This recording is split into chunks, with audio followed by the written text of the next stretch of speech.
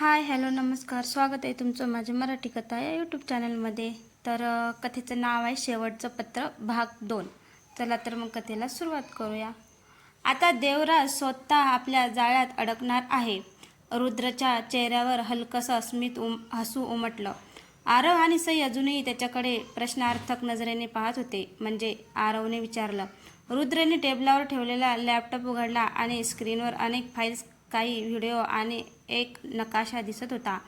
देवराजला वाटतंय त्याने खरी फाईलच चोरली आहे, पण ती फाईल मी मुद्दाम तयार केली होती. ती उघडताच त्याच्या सिस्टममधून आपल्याला त्याचं लोकेशन, त्याचं नेटवर्क आणि त्याचे साथीदार कोण आहेत याची माहिती मिळायला सुरुवात झाली आहे. सईच्या डोळ्यात आशेची एक किरण चमकली. म्हणजे आपण त्याच्यापर्यंत पोहोचू शकतो. हो, पण घाई केली तर सगळं संपेल. तेवढ्यात लॅपटॉपवर एक सूचना आली. ॲक्सिडेंट. रुद्रने लगेच स्क्रीनकडे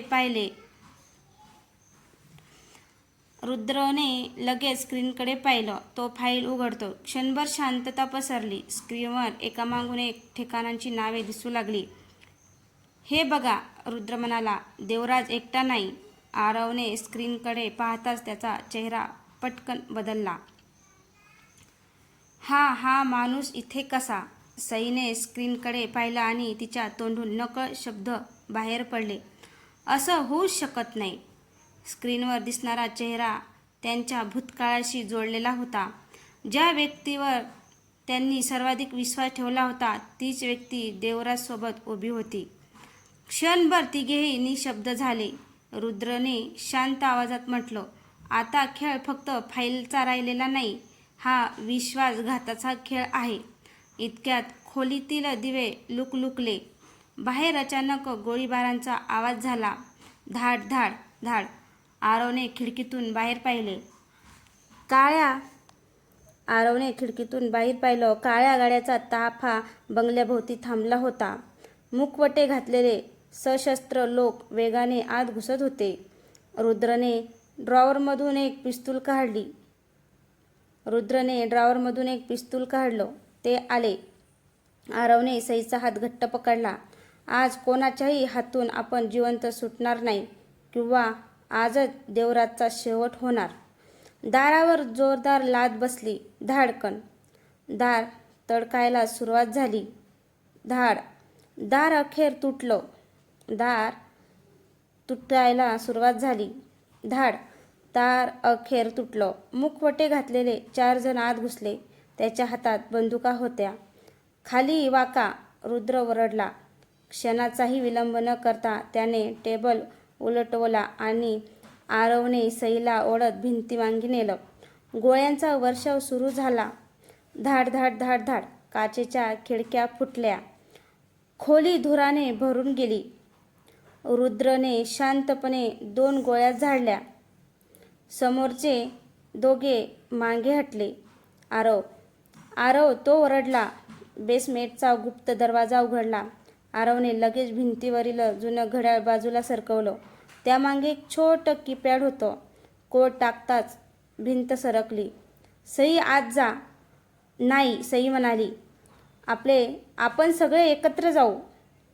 आरव म्हणतो, सई आत जा. नाही, सई म्हणाली. आपण सगळे एकत्र जाऊ. तेवढ्यात एक स्फोट झाला. संपूर्ण बंगला हादरला. सगळे कसाबसा गुप्त मार्गात शिरले. मागची भिंत बंद होताच बाहेरचे आवाज मंद झाले.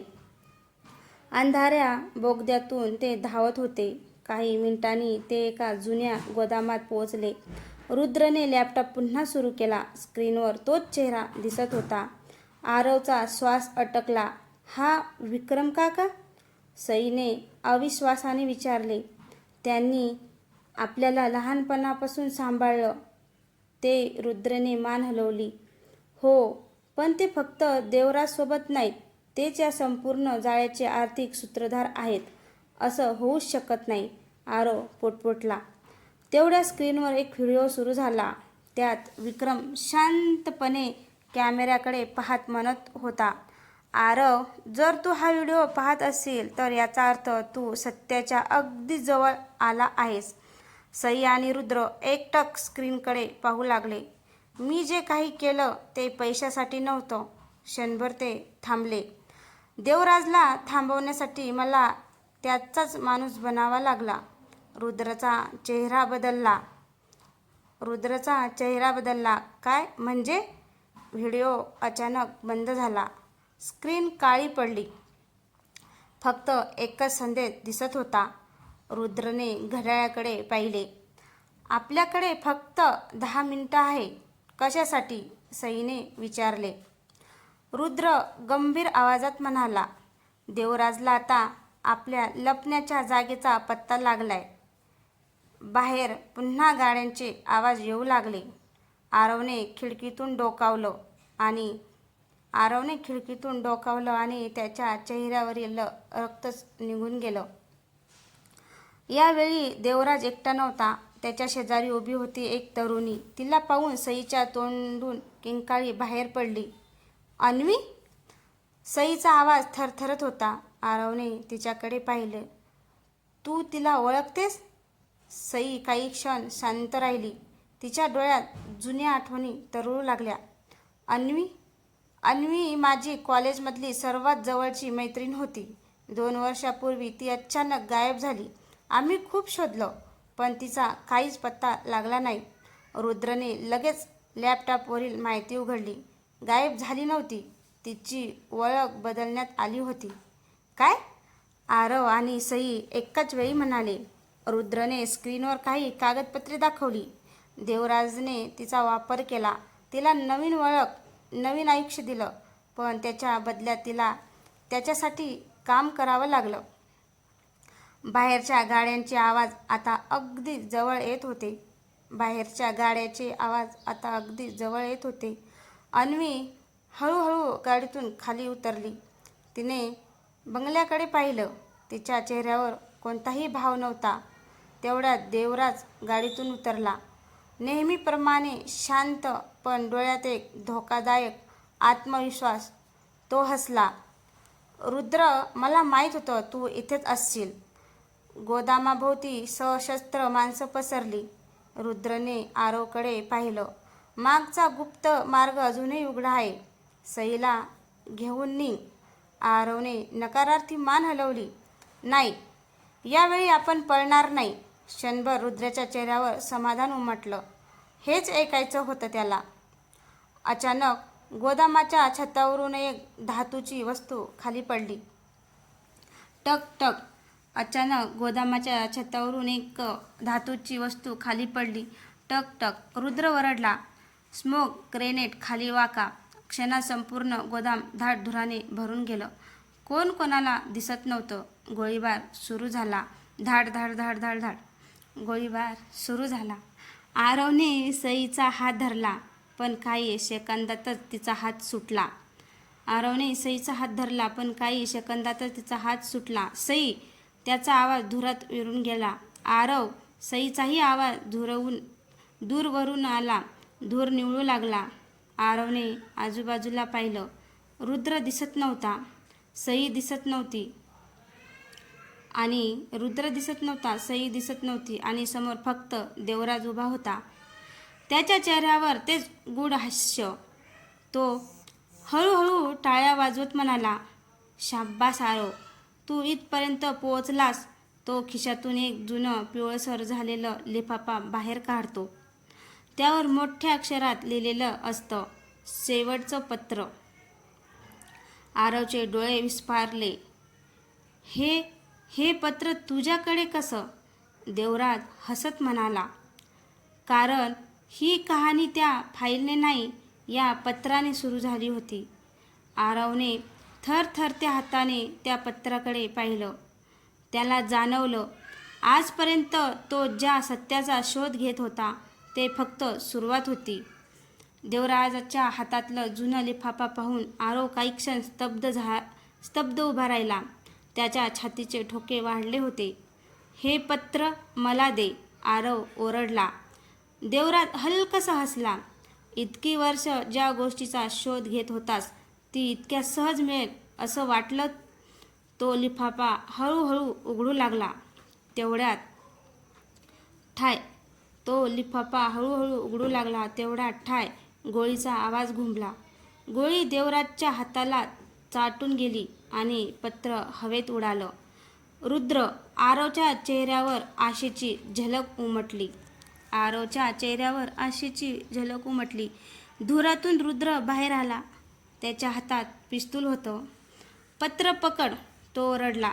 आरवने हवेत उडणारं पत्र झेललं, पण त्या क्षणी अन्वी त्याच्या समोर आली. तिने बंदूक आरवकडे रोखली. पत्र मला दे. आरवने तिच्या डोळ्यात पाहिलं. पहिल्यांदाच त्याला जाणवलं, अन्वीच्या डोळ्यात राग नव्हता. आरवने तिच्या डोळ्यात पाहिलं. पहिल्यांदाच त्याला जाणवलं, अन्वीच्या डोळ्यात राग नव्हता, भीती होती. तू हे स्वतःहून करत नाहीयेस, आरव शांतपणे म्हणाला. अन्वीचे हात थरथरले. देवराज संतापला. अन्वी, गोळी झाड त्याला. क्षणभर वेळ थांबल्यासारखा झाला. अन्वीने बंदूक खाली केली. नाही. देवराजचा चेहरा लालबुंद झाला. माझा विश्वासघात. मी निरपराध लोकांना आता आणखी मरू देणार नाही. तेवढ्यात देवराजने स्वतःची बंदूक उचलली, पण ट्रिगर दाबण्याच्या आधी सई मागून धावत आली. तिने देवराजला जोरात ढकललं. बंदुकीतून सुटलेली गोळी छतावर जाऊन आदळली. रुद्रने संधी साधत देवराजला जमिनीवर पाडलं. दोघांमध्ये झटापट सुरू झाली. आरवने थरथरत्या हाताने लिफाफा उघडला. आत फक्त एकच कागद होता. त्यावर लिहिलं होतं, आरव, जर तू हे पत्र वाचत असेल तर याचा अर्थ मी या जगात नाही. माझ्यावर विश्वास ठेवू नकोस, पण रुद्रवरही लगेच विश्वास ठेवू नकोस. सत्य तिसऱ्या व्यक्तीकडे आहे. तिचं नाव माया आहे. आरवने पत्र पुन्हा पुन्हा वाचलं. माया? सईने आश्चर्याने विचारले. ही माया कोण आहे? रुद्रचा चेहरा अचानक पटकन बदलला. त्याने हळू आवाजात म्हटलं, असं होऊच शकत नाही. तू मायाला ओळखतोस? आरवने विचारलं. रुद्रने उत्तर दिलं, नाही. त्याने फक्त डोळे मिटले. कारण माया हे नाव त्याच्या भूतकाळातील अशा व्यक्तीचं होतं जिला तो 10 वर्षापूर्वी स्वतःच्या डोळ्यासमोर मृत झालेली पाहिली होती.